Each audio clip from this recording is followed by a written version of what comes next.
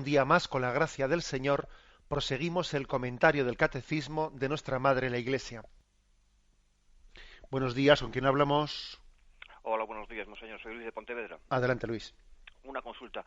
Ayer comentaba los 4 libros fundamentales que era conveniente tener todo católico en casa, y también comentaba que el catecismo era un resumen, una síntesis de la doctrina católica. Entonces yo me preguntaba, si uno quiere profundizar un poco más en los dogmas, ¿qué libro nos recomienda consultar?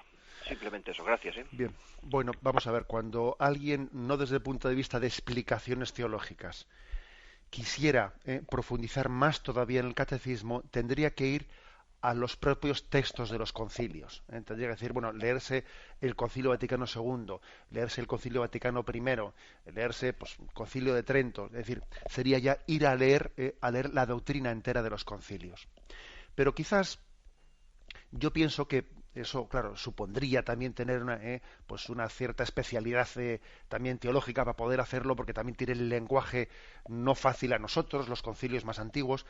Pienso que si alguien, estamos hablando ahora no de lecturas teológicas, sino de cuál es la fe estrictamente al margen de opiniones de los teólogos, ¿no? Yo creo que si alguien accede a este catecismo mayor, la verdad es que tiene, sí, será una síntesis, pero una síntesis muy amplia, ¿eh? O sea, yo creo que jamás un catecismo, no, yo creo, esto es objetivo, jamás en la historia de la Iglesia un catecismo mayor había sido tan amplio. ¿Mm? Tan amplio, con lo cual yo le diría al oyente que claro que puede profundizar leyendo, pues especialmente el Concilio Vaticano II, ¿no? Y también todos los concilios anteriores, pero que en sí mismo, en este catecismo, va a encontrar un resumen muy potente y muy bien sintetizado de la fe de la Iglesia Católica. Bien, damos paso a un siguiente oyente. Buenos días. A ver, me parece que alguien tiene la radio puesta y debe de apagarla para poder hablar. Buenos días, monseñor. Sí, adelante, le escuchamos. ¿Me escuchamos? Adelante. Le llamo desde Ávila. Adelante. Soy un oyente de su programa. Tengo el catecismo de la Iglesia Católica y le sigo los puntos algunos días. Referente a la enfermedad y al dolor, mi pregunta es, como el dolor purifica nuestros pecados, si se puede ofrecer por los difuntos o por los que están alejados de la fe, que tengo 3 hijos que no lo practican. Los padres les damos buen ejemplo, llevando a 2 nietos los domingos a misa desde que hicieron la primera comunión y tienen ya 12 años. Así que le felicito. Felicidades por el programa, que Dios le siga protegiendo en sabiduría para el bien de las almas. Muchas gracias. Bien, muchas gracias a usted por su fidelidad, ¿eh?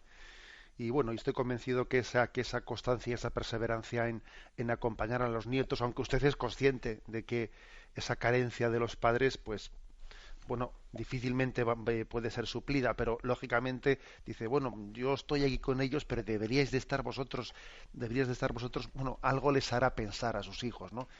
Algo les hará pensar. Usted siga fielmente en ese acompañamiento de los nietos.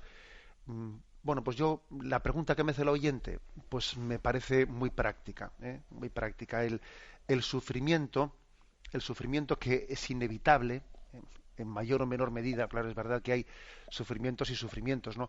Pero el sufrimiento, el hombre tiene que afrontarlo, y es legítimo que dado que el sufrimiento es una consecuencia del pecado, que intentemos, ¿no?, mitigarlo, pues por ejemplo, con todo lo que es la medicina, con todo lo que es también las soluciones que el hombre pueda plantear para mitigar el sufrimiento. Pero luego llega un momento en que el sufrimiento ya es inevitable, por mucho que uno haya intentado poner los medios, ¿no? Y el sufrimiento tiene que ser ofrecido, sí señor, forma parte de la espiritualidad del cristianismo, el ofrecimiento. Fijaros que, así como por ejemplo las espiritualidades de tipo orientalista, el budismo, etcétera, lo que hacen más bien es intentar abstraerse del dolor o del sufrimiento. Es como decir, bueno, yo voy a intentar que este sufrimiento que tengo, este dolor que tengo, el no sentirlo, voy a intentar no sentirlo, voy a intentar abstraerme a ello. Bueno, es una especie de recurso psicológico de negación del sufrimiento. Sin embargo, en la espiritualidad cristiana se vive de otra manera. El sufrimiento lo ofrecemos en Cristo al Padre, en ese por Cristo, con Él y en Él, a ti Dios Padre. Entonces dice el oyente, yo puedo ofrecer el sufrimiento, lo puedo ofrecer por otras personas concretas que estén alejadas de la fe, por supuesto. Lo puedo ofrecer por las almas del purgatorio, por supuesto. Porque además nuestra oración, cuando va acompañada del ofrecimiento, del sufrimiento, adquiere un valor muy especial, porque es una oración en la que en ella me va la vida, o sea, no es teórica, pero cuando uno a ella mi sacrificio, es una oración vivencial. Mi vida se expresa en esa oración. Damos paso a un siguiente oyente. Buenos días. A ver, padre Munilla. Adelante, le escuchamos. Buenos días. Sí. Mire, llevo muchos tiempos que no he podido hablar nunca con usted. Es la primera vez que llevo 8 años aquí. Muy bien. Mire, le voy a dar un testimonio que yo he visto morir a mi hijo, y le he ayudado. Qué fuerza me ha dado Dios por ser creyente para ayudar al hijo.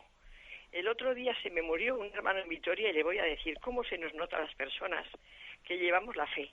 Había gente joven que le voy a decir, me ponía yo a rezar y poco menos que parecía que se iban a reír de mí. Entonces eso me dolió mucho. Pero le voy a decir, lloro de alegría de la muerte que ha llevado este hermano, porque ha llevado el camino no a lo último, no. De siempre hemos llevado que somos 8 hermanos, todos, pero este hermano ha muerto como un santo, padre, le digo de verdad, y lloro de alegría. ¿Qué diferencia cuando muere una persona joven que no son tan creyentes a cuando muere una persona con la religión que ha llevado y el testimonio que ha dado con los hermanos y con todos? Entonces, padre, muchísimas gracias por todo lo bien que nos hace. No quiero decirle ya más, Muchísimas gracias a usted por su testimonio.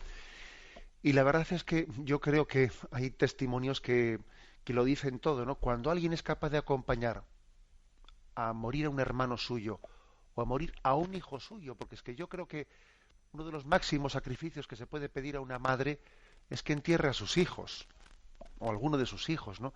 Yo creo que ese es el máximo sacrificio que se puede pedir a una madre, ¿no? Y cuando una madre tiene los recursos de aceptar esa situación y de afrontarla, ¿no? Y no venirse abajo en ella, sino decir, bueno, Dios lo ha querido así y ha querido que yo le acompañe a mi hijo y que yo sea para él un instrumento en la buena muerte. Cuando alguien tiene fe para dar ese paso y hacer esa lectura de fe, Dios ha querido que yo sea un instrumento para que mi hijo muera bien, porque igual si hubiese muerto sin mi presencia, pues no hubiese tenido esta ayuda que yo le puedo dar. Y hace esa lectura de fe y yo solamente puedo decir gloria a Dios, gloria a Dios, porque es ver el fruto, ¿no? El fruto de la fe en nuestra vida concreta. Damos paso a un siguiente oyente. Buenos días.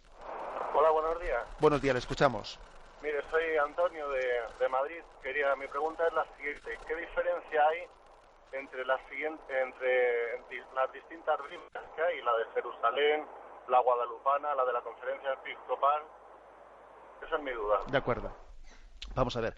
Todas ellas que usted ha citado son Biblias con la aprobación de la Iglesia, O sea, es decir, que son Biblias que la Iglesia entiende como correctas en sus traducciones. Pero claro, el problema está en que la Iglesia nunca ha dicho ni dirá esta traducción es la única posible, claro, porque es que al estar los originales en hebreo, el Antiguo Testamento, ¿no?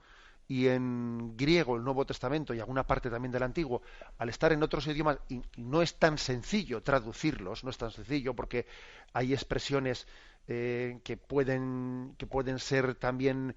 Hombre, obviamente no va a haber traducciones contradictorias, pero sí es verdad que dependiendo de los términos del significado que se les dé contextualmente, pueden tener traducciones distintas, ¿no? Entonces, la Iglesia, esto en el fondo, la Iglesia lo que dice es lo que está revelado es el texto original, Entonces, las traducciones, lo que garantiza la Iglesia es, cuando aprueba una traducción, es que tiene el mínimo de fidelidad que hay que tener, ¿no?, al original para que sea una traducción pues considerada como palabra de Dios. La Iglesia lo garantiza. Pero la Iglesia nunca va a decir, a ver, esta traducción es la única buena y todas las demás quedan retiradas. No lo va a decir, porque no tenemos el don del Espíritu Santo para las traducciones. Digamos que el Espíritu Santo ha dado el don para el texto original, pero luego la Iglesia no se considera con el carisma de decir nosotros somos los traductores oficiales de la Biblia, no, porque en el fondo también es una ciencia, ¿no? La traducción es una ciencia. Lo bueno que tiene esta Biblia de la que os he hablado yo, de la Conferencia Episcopal, que está pues recientemente editada, pues es que es una versión, entre comillas, oficial, en el sentido de que va a coincidir el texto, ¿no?, de esta Biblia con el que se proclama en la liturgia, en los domingos, en los bautismos, en todos los sacramentos, en las bodas, etcétera. Es decir, que existe como una coincidencia, bueno, en ese sentido puede ayudar, pero no deroga las anteriores, no las deroga. Me despido con la bendición de Dios Todopoderoso, Padre, Hijo y Espíritu Santo. Alabado sea Jesucristo.